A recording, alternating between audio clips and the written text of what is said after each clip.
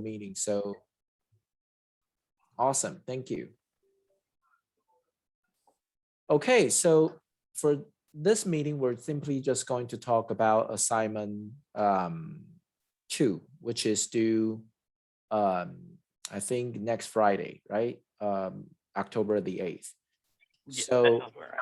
yeah, so for your before we start, hi Ronnie, just to make Hello. sure, hi, just to make sure that you take a look at the guidelines so you kind of like understand the format of it, those type of things, and I got it.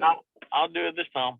okay, and the elements included should be included in the assignment. But in any case, for this assignment, what you will need to do is to connect the program with with a theory, okay, or theories, depending. Some groups are using more than one theory, but most group are using single theory, okay. So usually I would strongly recommend students to go back and take a critical look of your logic model, specifically this time focusing on the activities. Go into detail. For example, in your first, logic model, you may simply just say case management are provided, as one of the activities. But this time, look into what exactly are provided in the case management, for example. May do they provide individual goal setting, consultation? Do they organize community resource available community resources and do referrals? Okay, because if the case management only focusing on goal setting on individual level, then it's not really tap into the community level. But when the case management is navigating or organizing community available resources, and then connect participants or clients with those resources, while at the same time also doing like goal setting, treatment plan, those type of things, it actually tap into individual level and also community level. That's more of a system theory approach. What I'm trying to say is that reviewing each and every activities included in your logic model and go into detail. For example, when you say group therapy, what are provided in the group therapy? Like who's leading the group therapy? Okay, is it a peer-led group therapy? If that's the case, then what exactly are provided in the group in the groups? Are they simply providing social support? If that's the case, social support theory could be a potential theory for you to use. Is it facilitated by staff members in a group format, and then they are giving like educational like information, but at the same time also do role playing to train skills, those type of things. If that's the case, then social learning theory, social cognitive theory could be a potential theory for you to use. Just, again, go back to your logic model and really navigate in terms of the detail of each activity. Okay. And also look at your logic model in terms of the outcomes. Remember, in assignment 2, you will need to talk about what may be the malleable correlates that can be modified or quote unquote manipulated through your program. Usually people will be fixated on the ultimate outcome. For example, if it's an HIV prevention program, people will focus on, the prevention of HIV. But in order to achieve that, a multiple intermediate or immediate intermediate or immediate outcome will need to be achieved. For example, like consistent content use, stop using injection drugs, those type of things. So those things are the things that you would like to achieve through your program before you can even achieve your the final outcomes. So I've done a lot of talking. So let's brainstorm. Could you talk more about what exactly the program that you're focusing on and what may be the details of the activities? And we can talk about what may be the potential theory for you to use.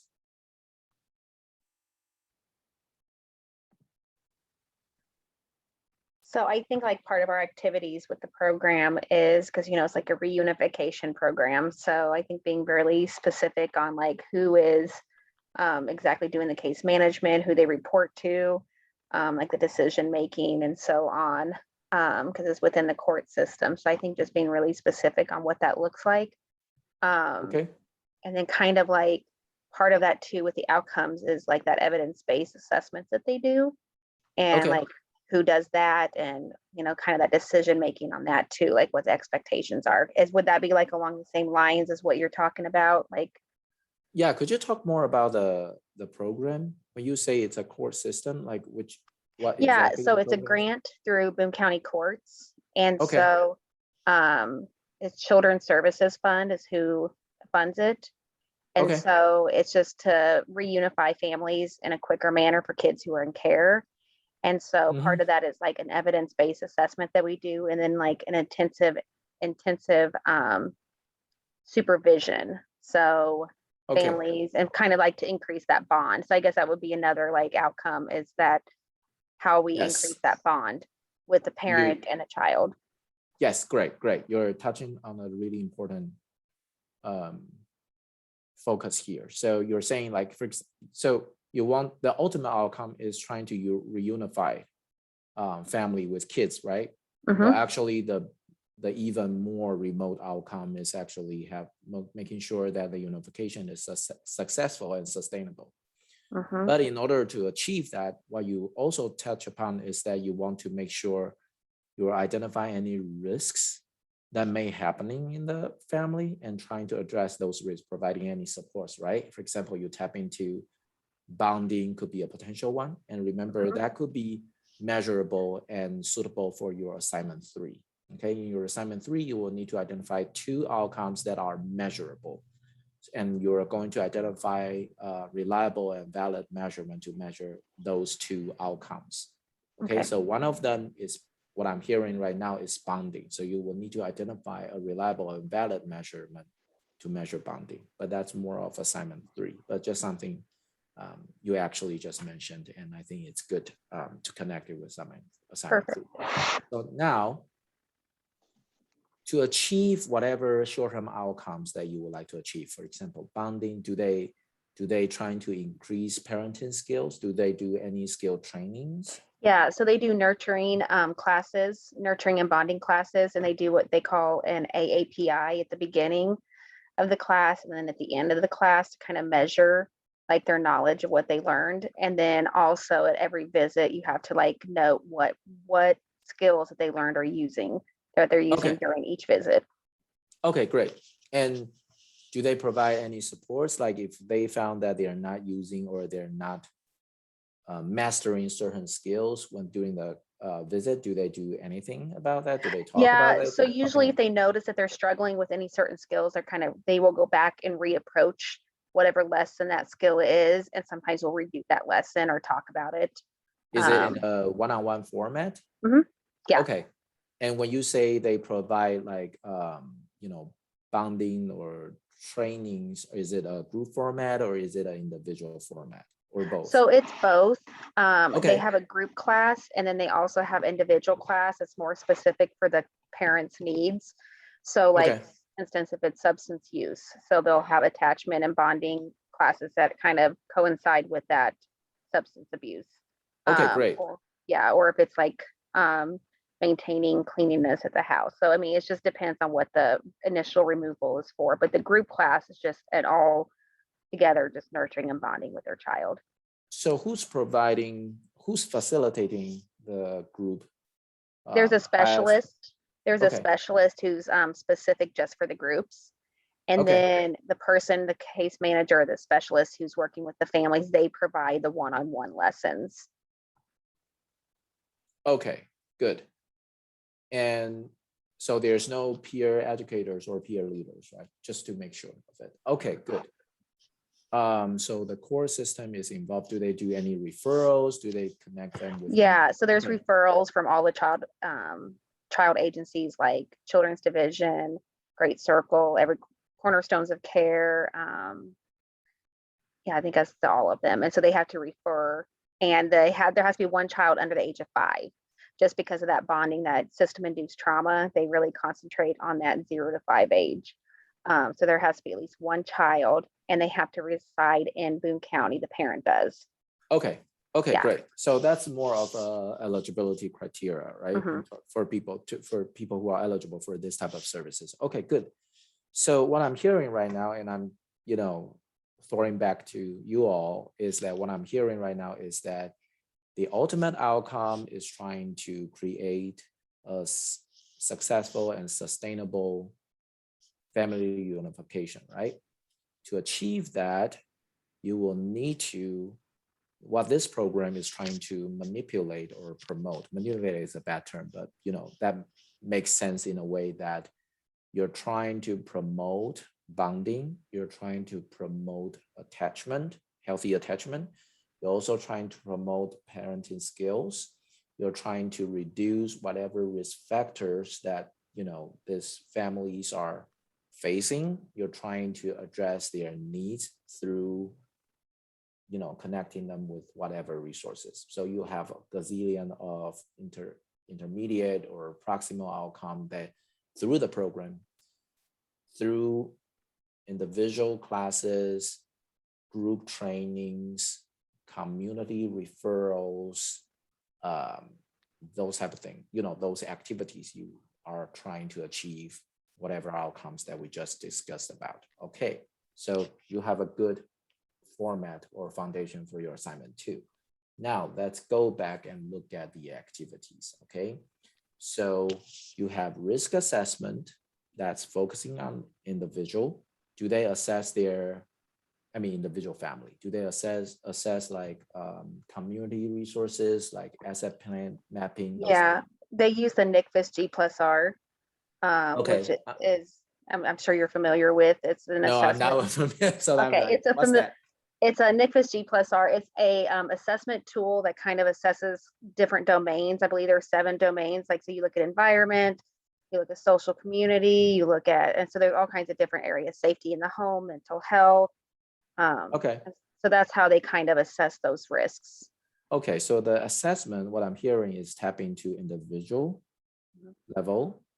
I'm not sure about interpersonal level, but definitely tap into the community level, right? Their environment.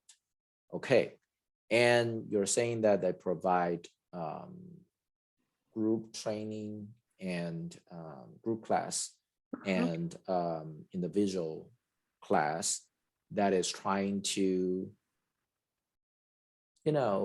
train them regarding parenting skills or trying to evaluate what they have learned.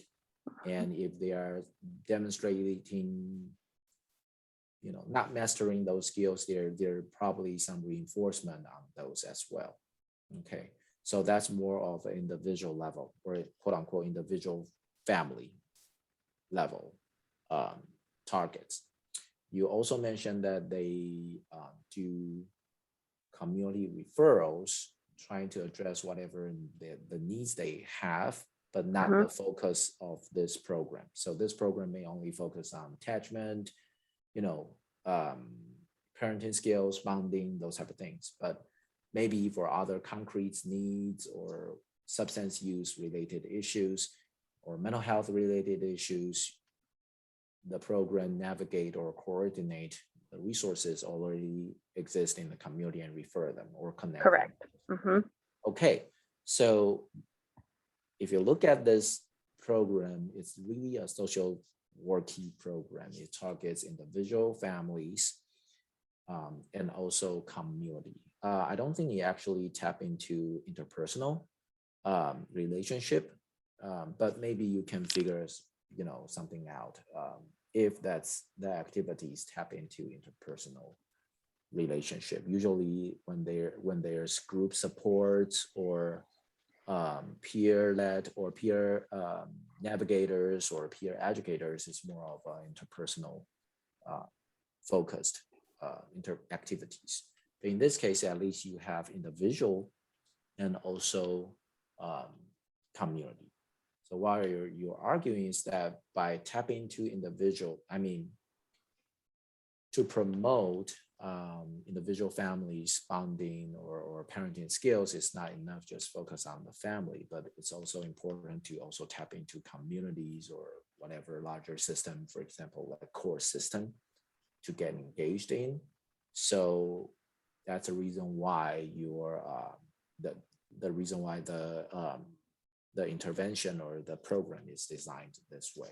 So in your assignment 2, what you will need to do is, first of all, you will need to, there are 3 major components in your assignment 2. The first one is to identify a theory and briefly introduce a theory. For example, if you decided to use system theory or socio-ecological theory, then you will need to, introduce what system theory is or what socio-ecological theory is. The second one is that, how your program align with system theory and or socio-ecological theory, basically what we have already discussed.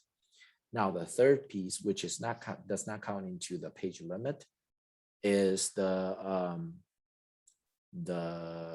theory diagram. So basically, you will need to create a diagram that without the text, I can grasp like 70% of the idea what the program is about and how that aligns with the theory.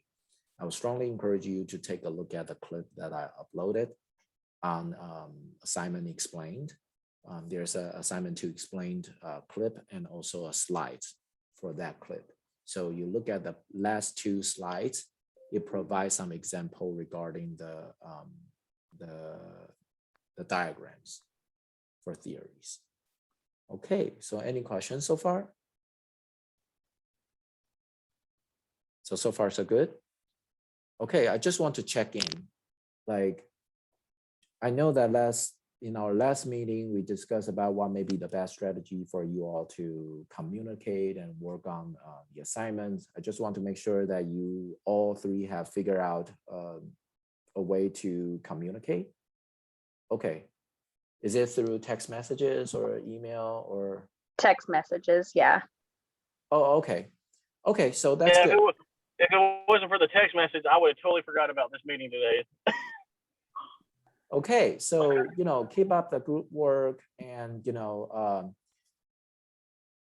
remember that we are having like bi-weekly meetings. So after today, we're going to have another meeting in 2 weeks. So remember to schedule a meeting with me because I have like 24 weeks. It's a little bit hard for me to track like who has scheduled a meeting with me, who has not. So please do that. And I think that's pretty much about it. Any further questions? So people are good?